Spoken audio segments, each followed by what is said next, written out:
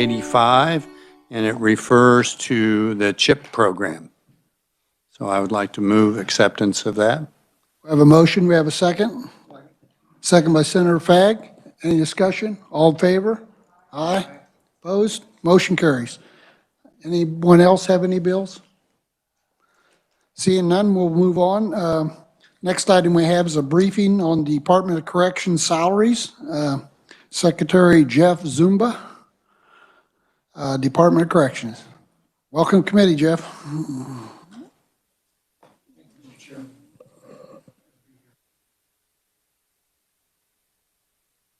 Oh, sorry.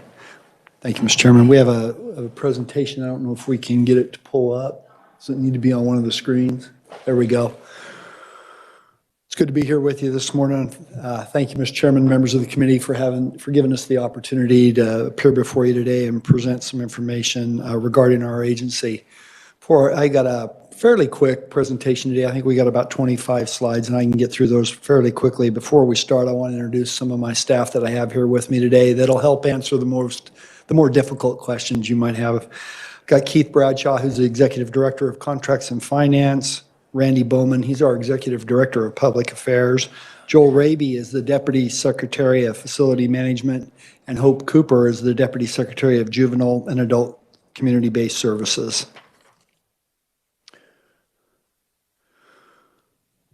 One of the issues I'm going to talk about somewhat at length today is our staff shortages and some pay and some other issues.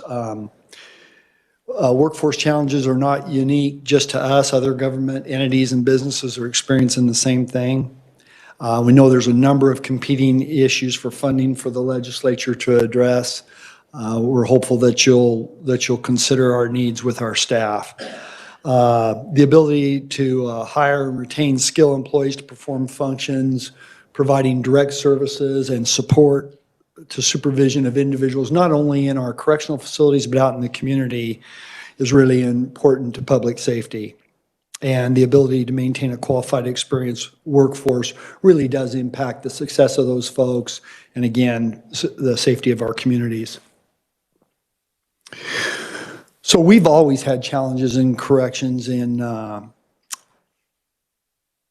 attracting the right folks, and those challenges will persist in the future. Those inherently have been the risk of supervising most serious offenders in both the juvenile and adult criminal justice systems, 24/7, 365 days a year operations, which necessitate many of our employees working nights, weekends, holidays, shifts, physical demands of providing direct contact services to that population, and then just the exposure to acts of violence, other incidents that can really take a toll, not only physically, but mentally and emotionally. So in addition to those traditional issues, we now have some new challenges that may be further limiting the number of folks that are interested in coming to work for us. Maybe views on social justice, race, and bias that are out there. Increased expectations for flexible work hours and work-life balance. New expectations from many that they be allowed to work from home. And then just diminishing numbers out there in the potential workforce. Our staffing issues today are the most extensive I've seen in my 34 plus years in corrections. So there's a lot coming at us. Some common strategies to address our staffing shortages, and you'll see them there on the slide. We've employed all of these and are continuing to employ these today to try to help with our staffing challenges. Talk about it here in just a little bit. Our staffing vacancies in our uniform positions are at an all-time high. We've got substantial overtime occurring today in our facilities. Parole caseloads are too high. We've had to modify some supervision strategies. And then, of course, we have the governor has proposed a 24/7 pay plan to help address compensation and help us recruit and retain people. And I'm going to talk about that a little bit here in a minute. Talk a little bit about juvenile and adult community corrections. Majority of staff working with Kansas juvenile offenders our local community corrections agencies. They supervise adult and moderate high risk to reoffend felony probationers out there in those community agencies. Those agencies are also being impacted by the current workforce climate. Court services this past year, last legislative session, received some funds for pay increases in combination with 70 new additional positions. That's impacting both KDOC, our parole arm, and community corrections supervision folks, losing a lot of people to court services. We'll talk about it a little more at length later, but there's 3 entities that supervise people out in the community, and I have a slide later that I think illustrates it pretty well. But there's parole, which is an arm of KDOC, and that they provide adult felony post-release supervision. Court services that I referenced, they report to the courts. Those are low-risk felony probation and misdemeanor probation folks. And then community corrections, which are the local governments, and they supervise moderate and high-risk felony probation, and then the SB 123 treatment folks. A significant portion of community corrections funding is provided through pass-through grants, if you will, or the grant process. It's state funds that comes through KDOC and is passed along to those folks. So I'll talk a little bit about adult community supervision and for us, parole officers. Shortage of parole officers is reducing our ability to effectively supervise folks on post-release supervision out in the community, help them be successful. Our vacancies are pretty high relative to where we've been in the past in our parole officer positions. Makes our caseloads a little bit higher than they normally would be. When we had 15 vacancies here just a little bit ago, that was 1,825 folks on caseloads for those 15 officers. When we don't have anybody in those positions, those 825 need to get spread to some other existing folks, which increases the workload, and it leads to some choices. Choices of who you're going to invest your time with, who are you going to supervise, our ability to have effective behavioral interventions, to assist those people, guide them, is somewhat diminished. So we're concerned about those numbers and the impact on public safety. Programs and reentry. Our workforce needs are reducing our ability to provide programming for those who have a demonstrated need. Turnover in our programs and reentry staff is 30% this past year. That's way too high, way too high.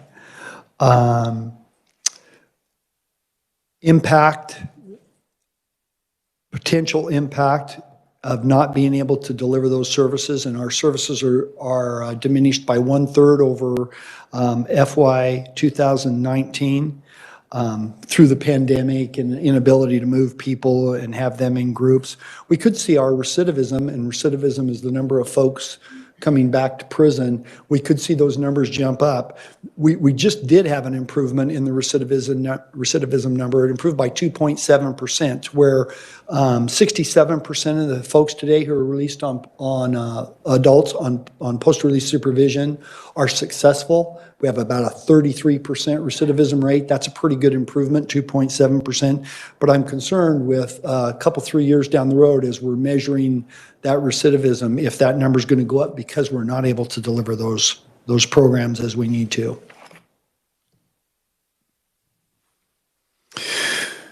The only state juvenile justice system employees are at the Kansas Juvenile Correctional Complex here in Topeka, and that's a KDOC facility.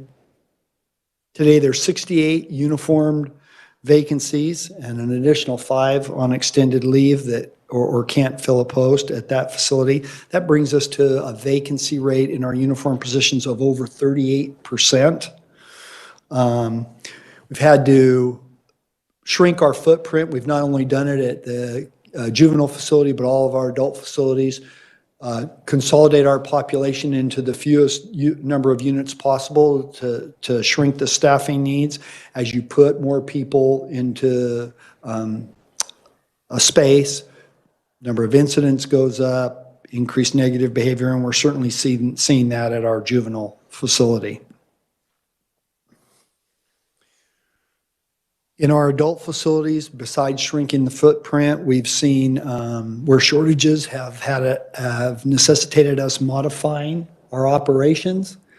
You'll see less movements, more facility, full lockdowns or partial lockdowns, closure of different operational aspects such as visiting, recreation, and what have you. In our adult facilities, we have 466 uniform vacancies and another 157 folks out on some form of extended leave, whether it be COVID or what have you. That's way too many vacancies. We've gone to 12-hour shifts at our El Dorado and Lansing facility, and we've been in that mode at those facilities for quite some time. 12-hour shifts allow you to operate the facility with a fewer staff because it builds in automatic overtime rather than having to force people or ask for volunteers. Again, we've closed 12 housing units at 8 facilities. That totals about 1,800 beds. Our staff are working way too much overtime, far too much overtime, just trying to keep things going. The blessing is our population is down. We were at a high of about 10,100 in April of 2019, and we're right around 8,300 today. So that's allowed us to have some openings, shrink that footprint. If we didn't have that, I don't know where we'd be. So as we're looking for ways to improve the situation, we need to know it's not just our parole officers, it's not just our correctional officers and uniformed staff and facilities. We really are experiencing issues in all aspects of our workforce. We're just not able to be competitive in today's environment, and I'll just cite one example for you. We had an accountant 5 position at our central office here this past spring, and after announcing it a few times and having it open for quite a while, we were able to find a qualified candidate, and we hired that person.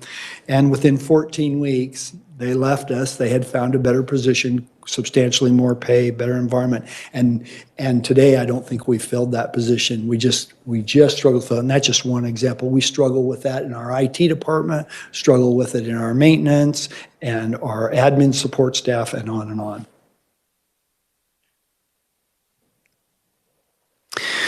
So the impact of all these vacancies, there certainly is public safety can be compromised if we're not getting these folks the treatment and programming that they need, or if we're not able to adequately and properly supervise them out in the community. When we lose an employee, we not only lose somebody that we know and we know what we have, but we lose a lot of experience and knowledge. There's no amount of education and no amount of training that replaces having that person in the role and just day-to-day fielding those experiences. And when somebody leaves, we lose a lot. Our managers and our supervisors are often filling in our line positions to help cover vacancies, and they're not able to commit the time to properly supervise and guide and lead the folks in their charge. I'm concerned about that. Our overtime costs are up 49% over where they were a year ago to date. And then again, our staff are fatigued. They're exhausted. We're down to our most dedicated, our most committed staff, no doubt in my mind. It's a bad set of circumstances, and the people we have with us are just super dedicated to it. But even the most dedicated, loyal, committed staff member, with the hours they're working and the circumstances, I worry about them considering leaving. They're emotionally, physically, mentally exhausted. This graph chart kind of illustrates where we've been with vacancies, and it's kind of small print. And so if to the left, there's an arrow, and when you look on the graph, as the numbers go higher, that's that's where we have vacancies. The vacancies rate is higher. So if the arrow on the left is June of 2018, and there was a pay increase implemented there, and you could see where eventually the vacancies started to drop off. And if you go to the middle arrow, that's early of April 2020. That's when we had our first confirmed COVID-19 case in our facilities, and that was at the Lansing Correctional Facility. And you can see from that April 2020 point to the 1st of June, which is the arrow on the right, you can just see how the vacancies have risen. In June of 2021, that's that arrow on the right, our number of staff vacancies exceeded our previous record number from 2019, and we're way beyond that previous record today. Again, 466 uniform staff vacancies in our adult facilities with another 157 out. So circumstances are pretty critical. Talk a little bit about the 24/7 facility pay plan proposed by the governor this past fall. It's aimed at 3 specific state agencies with 24/7 facility operations, and that is the Kansas Department of Aging and Disability Services, or KDADS, Kansas Commission of Veterans Affairs Office, Kansas Department of Corrections. The plan includes base pay adjustments for some employees, and that primarily that is, for us, that is uniform staff in facilities, parole officers, and unit team staff in facilities. That first appeared on, those base pay increases first appeared on employee paychecks December 23rd. They are funded out of our existing funds for this budget year. We have the money for that. And then the plan includes up to 4 temporary pay differentials that can be applied, and those required legislative approval. The Spark Committee recommended that those be approved on December 10th, and the State Finance Council approved them December 17th. And the first of those differentials appeared on employee paychecks last Friday, January 21st. So I'd be remiss if I did not thank everybody involved for getting us to this point with the pay. I believe it is going to be helpful. Last October, we had 3 parts of 3 different days with the Joint Committee on Corrections and Juvenile Justice Oversight. We had a couple site visits, a site visit to our Lansing facility. We had some testimony, presentation on the 2nd day, and then we were at our juvenile facility the 3rd day. And coming out of those 3 days, that committee made some recommendations on how to help us with our staffing issues, and we're very appreciative of those. Some of those have been implemented into where we are today. So thanks to that committee. Thanks, Governor Kelly, Spark Executive Committee, State Finance Council, and then to our staff who are hanging in there with us and continue to just work hard and bring a great deal of commitment and an exceptional service to it, to their roles. So base pay. Again, that's addressed at uniform correctional officers, unit team, and parole. Those 3 job classifications combined are the bulk of our workforce. High percentage of our workforce is represented there. And they received an ongoing base pay increase. Then there's an increase to help with retention of new hires. We did not adjust the starting pay for new hires, but there are some pay increases incremental in that first year. So someone hires on at $18.26 at 3 months, that if they're still with us at 3 months, that bumps up 2.5%. And then at 9 months, it bumps up another 2.5%. And then at a year, it bumps up another 5%. So a new hire a year from starting date would be making 10% more. And of course, they'd also be eligible for those temporary differentials. The plan provided current uniform correctional officers with more than 3 months of experience pay increase ranging from 2.5% to 11%, depending on where they were and their years of service and that kind of stuff.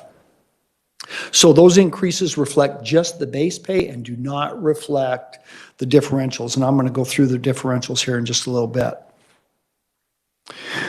Base pay for unit team and parole officers. Those unit team folks are corrections counselors, unit team supervisors, and of course parole officers are out supervising folks out in the community. The starting pay did increase for those job classifications, and you can see what that went to there on the slide. Current employees received increases ranging from 6 to 22%.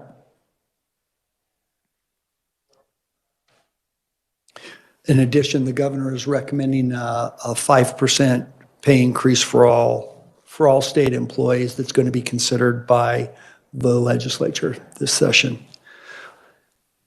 Okay, let's talk about the pay differentials. And I think we've provided you with a handout.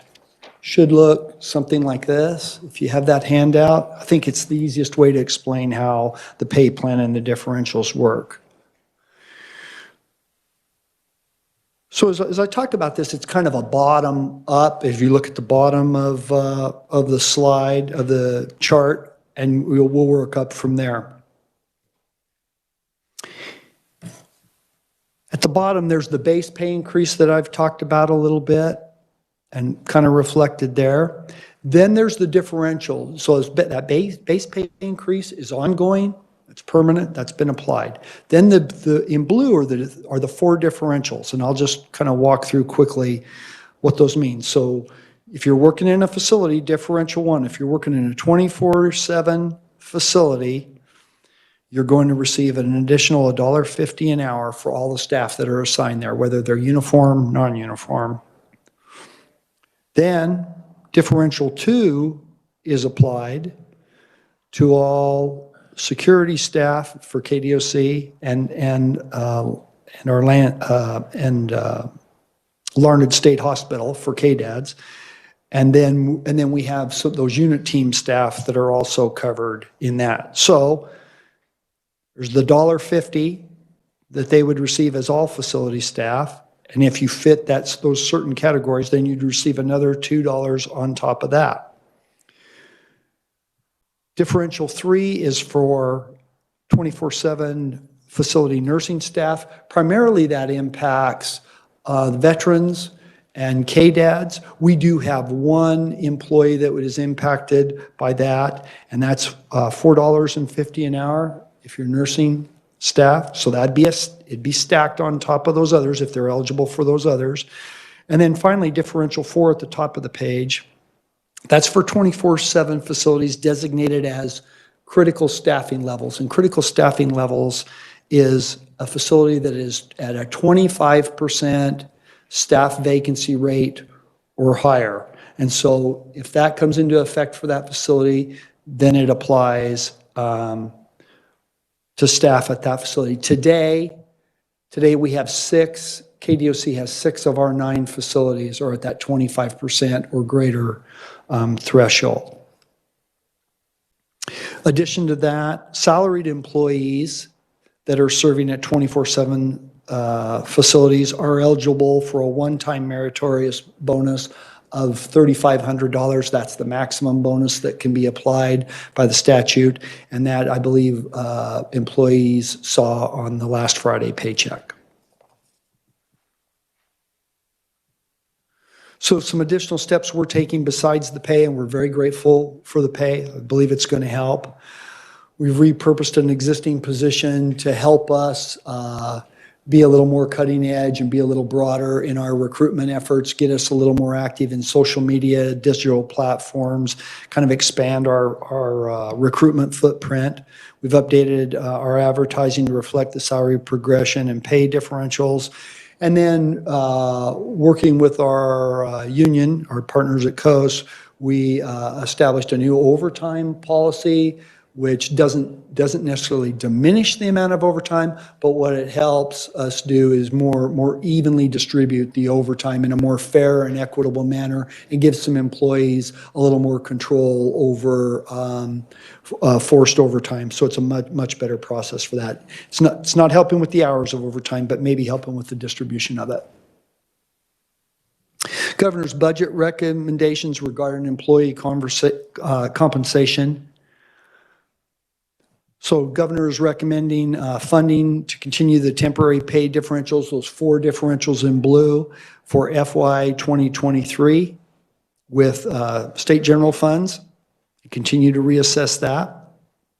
Again, that 5% salary increase for all state employees, she's recommending that.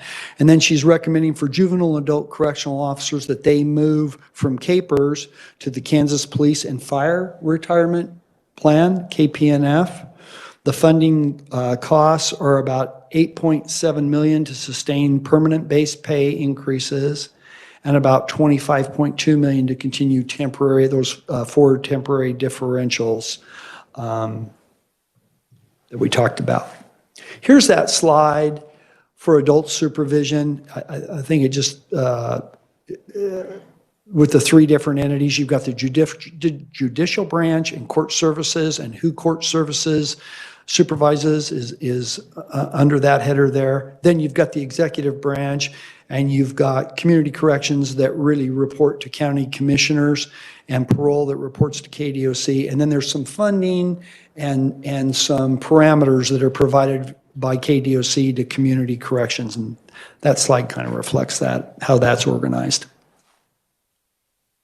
Talk a little bit about community corrections funding.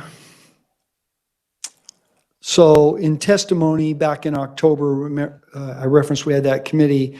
That committee heard from members of the Kansas Community Corrections Association who requested a $14.3 million additional funding to help with increasing pay for their staff. They have the same issues that we do. They're competing for the same skill set, same type of employee, and then they requested an increase for some additional staff.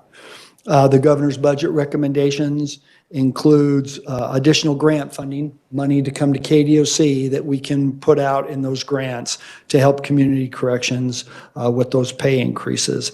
I believe that is about $2.6 million for FY22 to get them through the rest of this year, and about $8.4 million is what the governor's recommending for FY 2023. Talk a little bit about the funding process.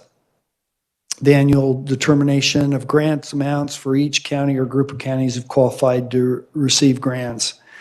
We distribute funds to local agencies based upon established criteria, and those could be active cases, contracts for services, caseload projections, travel, that type stuff. There's additional criteria for adults, and those are some indirect costs, vacancy savings, turnover, success rates. And then additional criteria for juveniles are one-time expenditures for renovation or construction, equipment purchases, or capital acquisitions.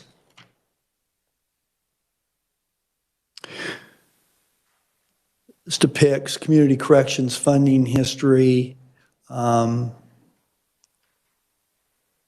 us. Assume that's just through us, Keith? Through KDOC and the grant process over the years. So in FY 2015, there was an adult change due to the Justice Reinvestment Initiative. And juvenile, there were some adjustments, but no specific cause noted in the files that any of us could find, and nobody recalls. 2017, allotments to base funding due to revenue estimates not meeting projections. FY 2020, there was a decrease in allocation to the Juvenile Detention Alternative Fund.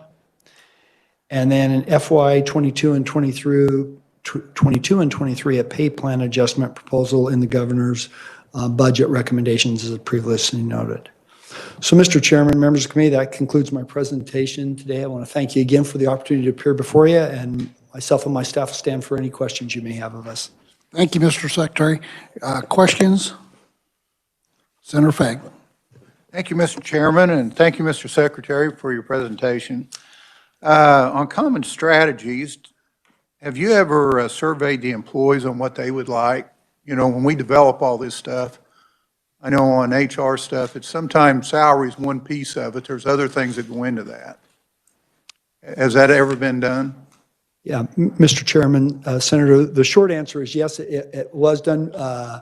Shortly after I got here, the governor commissioned a survey of all state employees in every agency, and we received a lot of good feedback from employees on that, on a myriad of things to include, pay, compensation, and a part of it is if we just do the pay, I think this is to your point, if we just do the pay, that's not going to be enough. We've got to create a better environment for our employees. The manner in which we treat our employees and we engage them, and then do we have some flexibility? For corrections agencies, particularly with facilities, it's a paramilitaristic organization, very structured, lots of tight schedules. Things are very rote, if you will, and that's not appealing to the younger workforce more and more. So we're going to have to find some ways to build in a little flexibility, get a little creative, be more appealing to our workforce going down the road. It may not happen today, but it's got to happen going down the road. Pay alone will not be the answer. Pay is a big component, but that alone will not be the answer. Senator Kirschen. Thank you, Mr. Chairman. Thank you for your report. I don't know if this is the right question, but who decides where parolees are put? When there's time to release them, who decides where they go and who does that? Yeah, Mr. Chairman, Senator, that's a great question. So there's a lot of factors that go into it. Where's their support? Where can they best be successful? Where are the resources for them to be successful? So some of the factors that influence that is they have a job, housing, transportation, services like treatment and programs. Do they have family and friends in the area that are supportive or not? Or is going back to the same environment not good for them? And for instance, if you're a member of a gang, a security threat group, if you're going back to your neighborhood, it's going to be pretty hard to stay out of that stuff. So there's a number of factors like that that determine where somebody would be released. Who makes the decision? Well, the decision's made between the person being released and our staff not only in facilities, but out in parole. Again, you've got everybody's coming together to say, where's the best place and what resources does this person have or not have, and where can we best place them and have the greatest chance of success? Okay, thank you. Senator Hawk. Thank you, Mr. Chairman. Mr. Secretary, thank you for a very thorough report. I have a couple of questions on community corrections. And back on your third page of your slides 5 and 6, you talked about sort of this three-level system we have between parole, court services, and community corrections. And it looks like we did a good job as a legislature getting extra money into the court system, and that went into court services.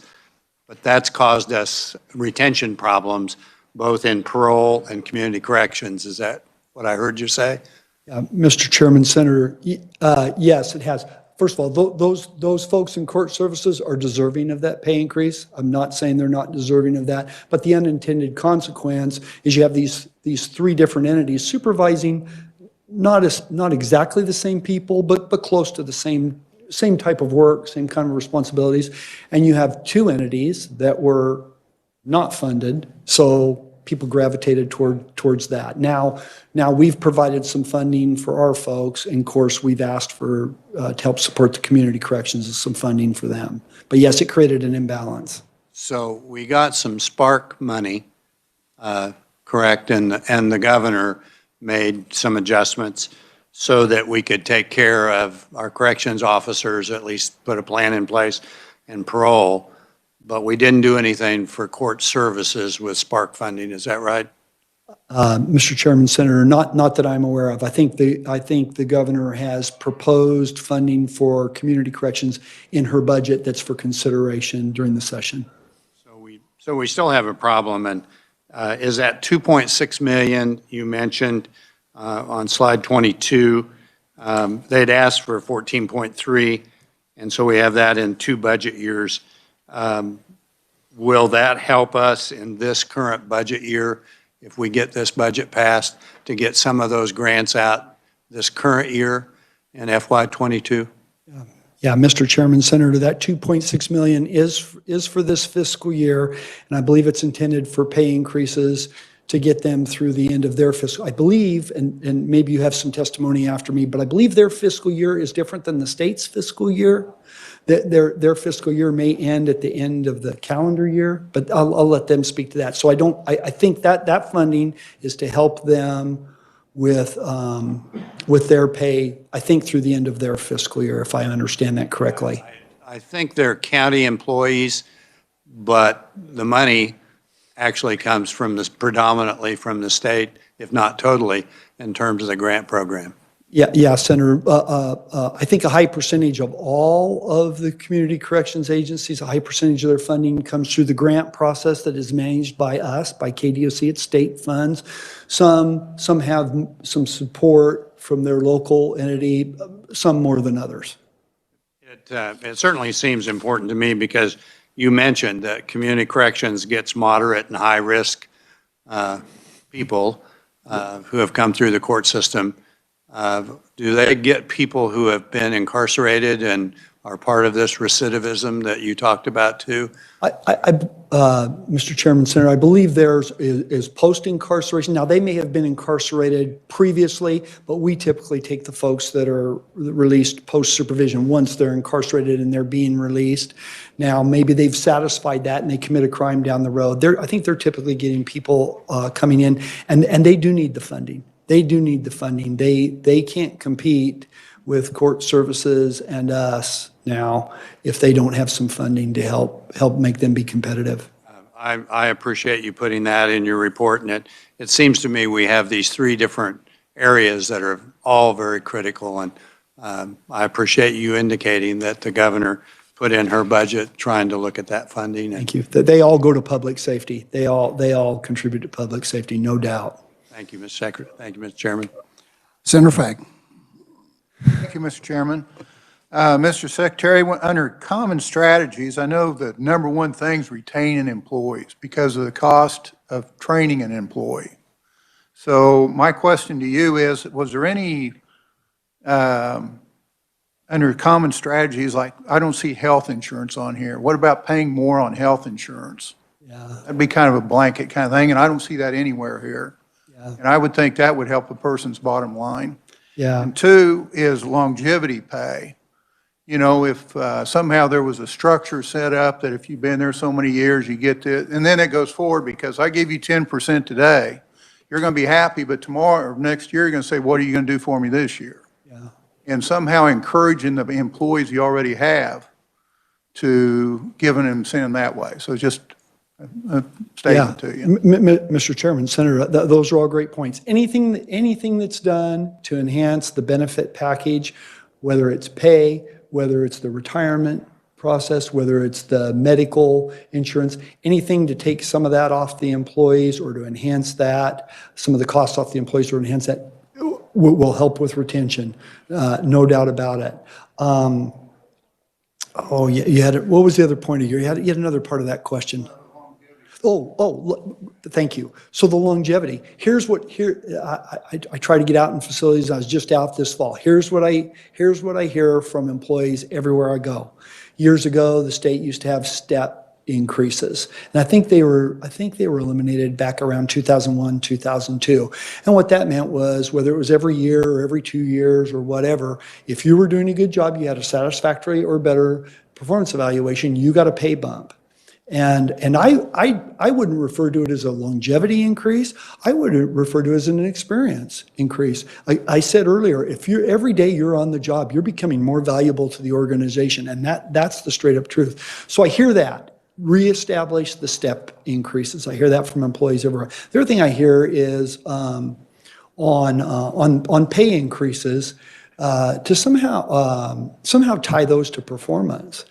Sometimes our employees lose a little bit of their enthusiasm when they're working hard, they're really going hard, and a pay increase is authorized, which they're all thankful of, but the person that they work with who's maybe not as motivated and maybe not carrying as much of the load gets the exact same pay increase that they do. So anything to incentivize that. That's what I hear from our employees everywhere, just about everywhere I go. Senator McGinn.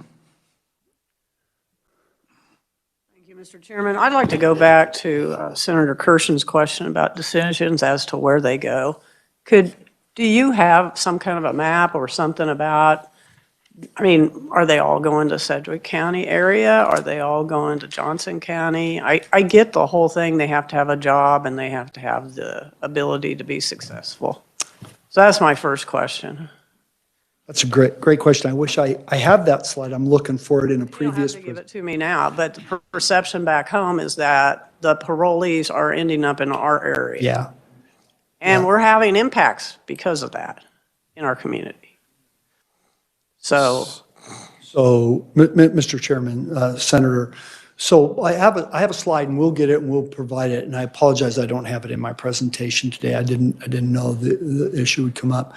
So we have a slide that depicts like the 4 largest urban type counties. And I think you'll see in that slide that there's not much of a percentage difference on the people that are taken in by us from any of those specific counties. The people that are released doesn't differ all that greatly. And then ultimately, sometimes people released to a county, but they don't stay. Ultimately, the people that are residing in that county, there's not a big percentage difference there. What may be clouding the issue a little bit is we have a work release facility in Wichita, which is in Sedgwick County, and that's our only work release facility. And probably a disproportionate amount of the folks leaving there might not necessarily be from the county or have committed a crime in the county at some point. But if they're post-release supervision, they're included in that bigger number of all parolees. So while it might be a higher portion leaving the work release facility, and it's pretty high that are releasing there, the overall impact on the overall numbers is not as great. so We'll get you that slide. work release is the universe, and then once I have a job, because I'm on work release, I'm going to stay with that construction company or whatever. So I might have been from Ulysses, Kansas, but I'm going to stay in Sedgwick County now, right? I mean. Yeah, ideally, if they've got a stable, one of those stabilizing factors is a good job, having a good job. So I also need some clarity on slide 21. I just want to make sure I understand this. On the grant program, does it go through the judicial branch for the court services for misdemeanor probation? And does the grant program go through the county commissioners for, I mean, I know we have Senate Bill 123. Is that the only money that goes to the county commissioners, is Senate Bill 123? Yeah, Mr. Chairman, Senator, so the grant program that funnels through us goes to community corrections. It does not go to court services. It's only for those local community corrections agencies. Okay. If that makes sense. If you look on page slide 21 on the right, the county commissioners oversee community corrections. That's who those entities report to. The grant funding, you see that dotted arrow to the right, that grant funding comes directly to the commissioners, and I'm going to let them testify as to how that interface works with their county commissioners. And then final question, I can't seem to get my eyes on. I thought I read the community corrections does not have as high a success rate of making sure parolees are successful. Did I misread that? That is not true. You know, I don't know that, Senator. Maybe are they testifying after me? Yes. Yeah, maybe Randy testifying. Maybe Randy can speak to that, or I could ask Hope Cooper to speak to it if you'd like me to. Just get it to me sometime. Okay, we'll get that to you. Thank you, Mr. Chair. Senator Solentrum. Thank you, Mr. Chairman. In follow-up to Senator Kirshen's and McGinn's question about decision-making on where these parolees end up, I would like to see, in addition to that, what their original community was before they entered the prison system or the correctional facility system, so that we can better determine, obviously the major metropolitan areas are going to produce the most criminals. Are we getting an adequate percentage back? Are we getting greater than? I think that would be beneficial in determining, because they're not all coming from Gove County or southeast Kansas or whatever. Would you have some information like that?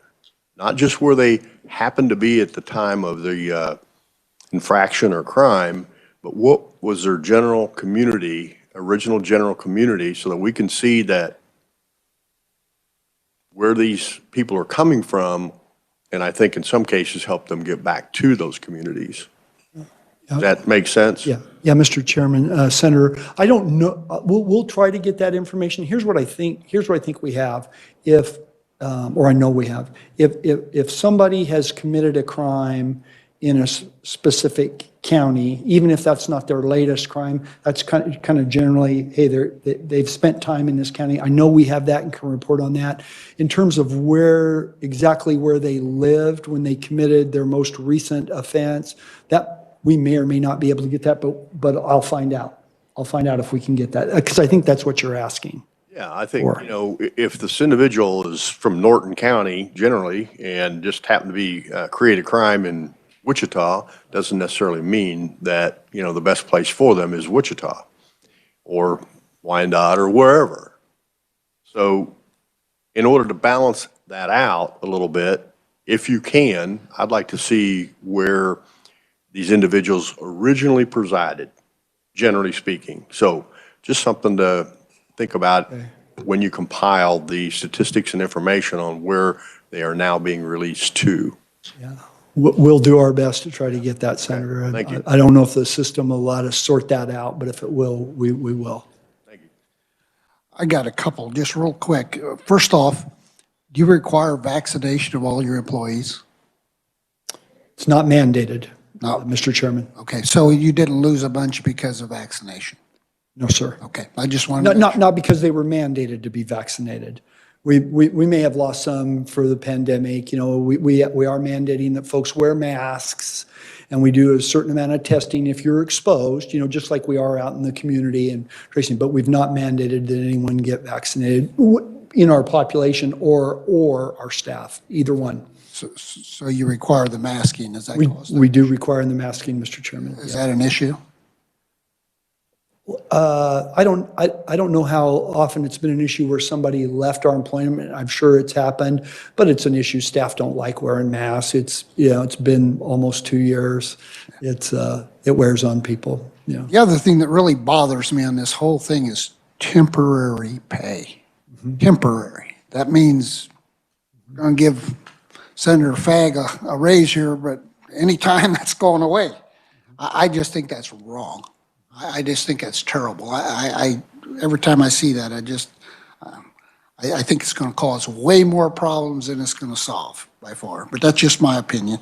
The other thing is, on the community corrections piece, I think Department of Corrections, is that you that's in charge of the grants, or who makes them decisions?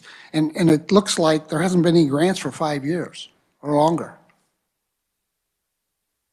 Mr. Chairman, members of the committee, we do administer the grants, and we do push that money out every year. That money goes out every year. Make sure I'm not misstating something. Yeah, that's accurate. That's a predominant portion of most of those agencies' budget, I believe. And I guess I'm talking about the pay part of this. Oh, Salaries. Yeah. Because I've been told that those folks hadn't seen any salary increase in over 5 years.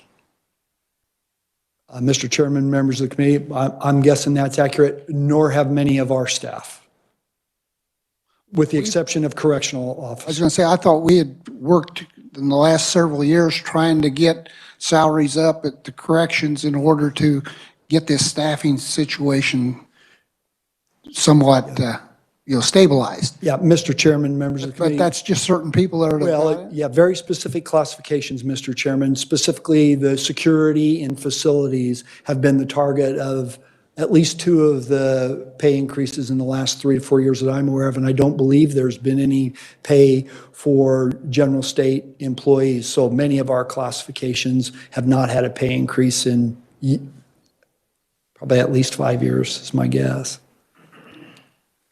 Okay, well, Am I getting that right, Keith? Yes. thank you. So, thank you for being here today, and we appreciate your input, and if you could get back with some of the particular questions that were asked, we'd appreciate it. And We will. I know you have a challenging job. I think you're doing well. It's just, we're trying to help you attack this shortage, but looks like it's kind of across the board. It is, Mr. Chairman. Thank you again for the opportunity to appear before you in the committee today. Thank you. Next, we'll have Randy Regier, Director of Reno County Community Corrections. Randy, welcome to committee.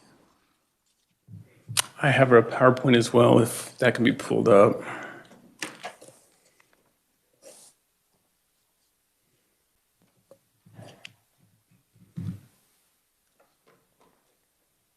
Thank you.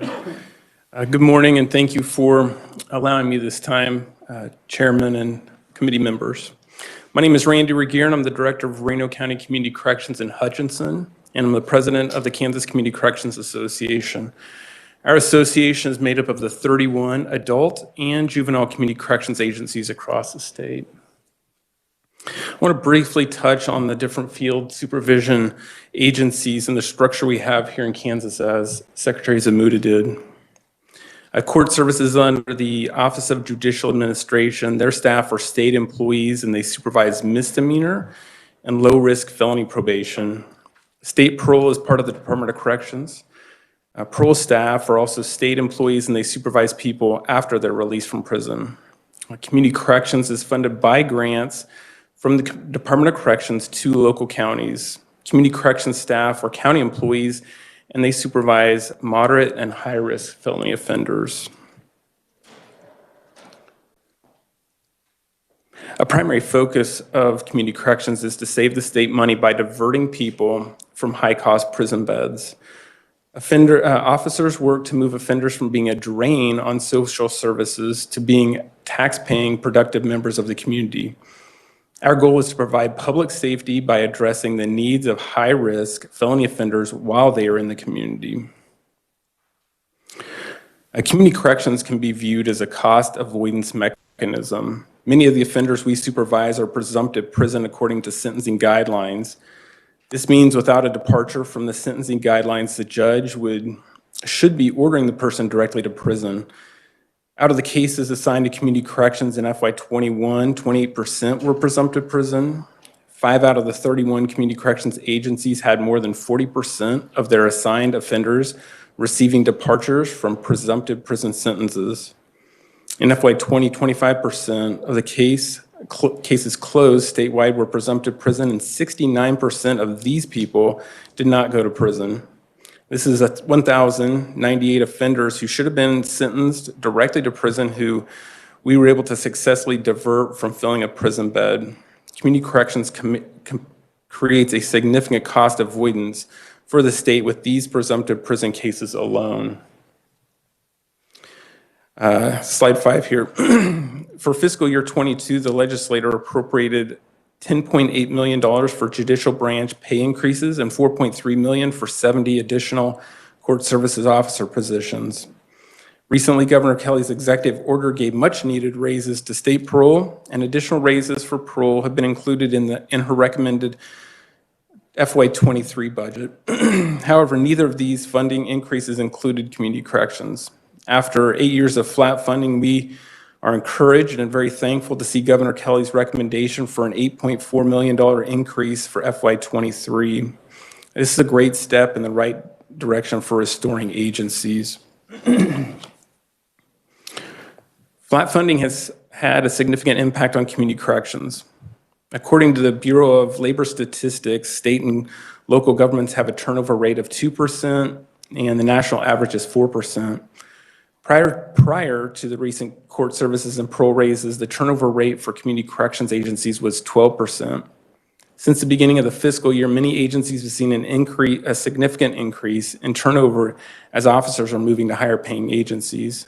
Turnover is very costly to agencies. Not only are we losing trained, talented staff, we have the cost of finding, hiring, and training new officers. Our officers require a bachelor's degree at minimum, and research says that we really need licensed clinical therapists to do the work we're asking officers to do. The people we supervise are high risk to reoffend. Most of them are addicted to illegal substances. Many of them suffer from mental illness and trauma.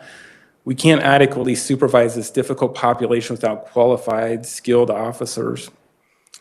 Supervision is becoming less intensive and communities less safe. When officers don't have enough time with these offenders, recidivism goes up, and so does the prison population.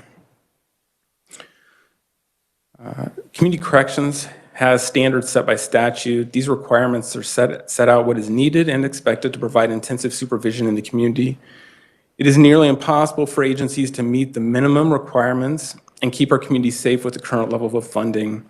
For the past several years, community corrections agencies have had to choose between losing staff because they're paying a low wage or reducing the number of officers so they can pay a competitive rate. This is a no-win situation. Agencies have been forced to offer fewer programs to change offender behavior and have fewer resources to assist offenders in making changes. Officers have less time to focus on evidence-based behavior change strategies. The result of all this is an increased likelihood offenders will engage in illegal activity, resulting in revocation of prison. The KCCA evaluated the community corrections agencies across the state and calculated how much additional funding would be needed to bring adult and juvenile staff up to the Office of Judicial Administration pay scale. We also evaluated caseload populations and determined 50 additional supervision officers were needed statewide. This work was all done in close partnership with the Department of Corrections. In the end, we determined the total need to bring staff up to the OJA pay scale is $14.3 million. It's important to understand this amount does not address the many other positions lost due to flat and reduced funding. Over the years in Reno County alone, we've had to cut a full-time surveillance officer, a part-time or a full-time program provider, full-time secretary, and 2 full-time licensed addictions counselors. The $14.3 million does not address restoring any of these positions, which have significant impact on changing offender behavior and community safety. It's essential for public safety to fund community corrections agencies to pay a competitive wage. It is critical agencies have enough staff to effectively supervise and assist this very difficult population. Governor Kelly's recommended increase of $8.4 million moves us closer to providing a competitive pay rate. This is a great move in the right direction for restoring agencies. As we move closer to budget hearings, we will continue to work with the Department of Corrections to solidify the amount of funding agencies need. To keep our community safe, we need continued support to fully fund agencies and not just a one-time increase. Agencies greatly appreciate the governor's support and this initial investment. Ongoing work is needed to help agencies safely supervise this population in the community and to avoid the high cost of incarceration. Thank you again for your time, and I'm happy to stand for any questions you might have. Randy, one question. I've been told that folks that work for you, maybe been there a number of years, could leave that position, go over to Department of Corrections, do similar work, start out for as much as $7,000 more? Chairman, yes, depending on agencies, it's widespread across the state. There's agencies that their staff think they can go to Hobby Lobby and Amazon to get competitive pay rates. So I think it is an issue for many of the agencies across the state. Do you have a number on how many persons you keep out of prison in a year's time? I do not bring that data with me. We were discussing, I think the success rate for community corrections is a little under 70% statewide. When we look at success rate, it's a little bit different than the Department of Corrections looks at recidivism. They're looking at the number of people who are released from a prison facility and returned to a prison facility. We look at success rate, we're looking at cases assigned by the district courts who then do not get sent to prison. So they're deemed successful if they are not revoked to prison. I'd be interested if you could get that number for us sometime. I think that'd be important for us to know. Sir. Questions? Senator Hawk. Thank you, Mr. Chairman. Randy, thank you for being here. Do you have any statistics, and if you don't, I'd like to see them if we have, on these are high risk and moderate risk people who have been convicted in court and they're assigned to community corrections. Do we know what kind of category of crimes, from theft, crimes against persons, to drug cases? And I'd kind of like to know in general what percent of the 70% that we're successful with that don't have to go to prison, what kind of crimes have they been convicted of? And I think that affects how effective you might be in keeping them from ultimately committing another crime or being convicted of going to prison on a second offense. Yes, sir. I don't have direct percentages. I would say that in Reno County, it's over 70% of our cases that we get assigned are drug cases. Again, we receive a high percentage of people that are presumptive prisons. So we staffed a case just this week, and the person had well over 200-month underlying prison sentence to serve. So a lot of the people we supervise are very high risk, have significant criminal histories. So the vast majority of our people are on for a drug offense. When we take that a step further, a much higher percentage of our clients, if you're on for a property crime like a theft, a forgery, we get a few forgeries, but a lot of thefts, burglaries, and that kind of thing, it's drug related. So it's a lot of the people we're dealing with. We do supervise a fairly small percentage of sex offenders, a fair number of person crimes as well. But the majority of our cases that we're supervising are substance abuse related.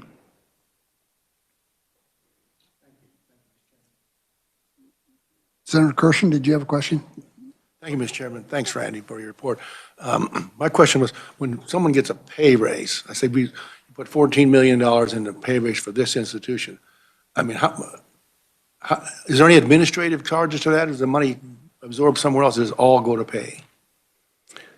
So the way we would propose that this work is this is part of the grants directly that go to the counties, that go then to community corrections. In each of those jurisdictions, we are county employees, so the county does have a say in any type of pay structure. So that is one of the things that's a little bit different than we're seeing with the facilities or court services, where since they're all state employees, they're working under a set state pay scale. Each of the counties is a little bit different. So the money we're proposing is to bring everyone up to that OGA pay scale, and then it will be up to those individual jurisdictions to work with their county commissions to adjust pay scales. Okay, but there's no administrative charges or money out of the pay raise? No, that's grant money that would come directly to county community corrections agencies. We're not asking for any administrative Department of Corrections costs, but that does move all community corrections staff up to that pay scale. It's not just officers. Thank you. Any further questions? Seeing none, thank you, Randy. Appreciate your being here today. Thank you. Committee, couple other things. If you look in your pile of papers, we distributed a report out schedule and the report out procedures. So everyone's got a copy of that.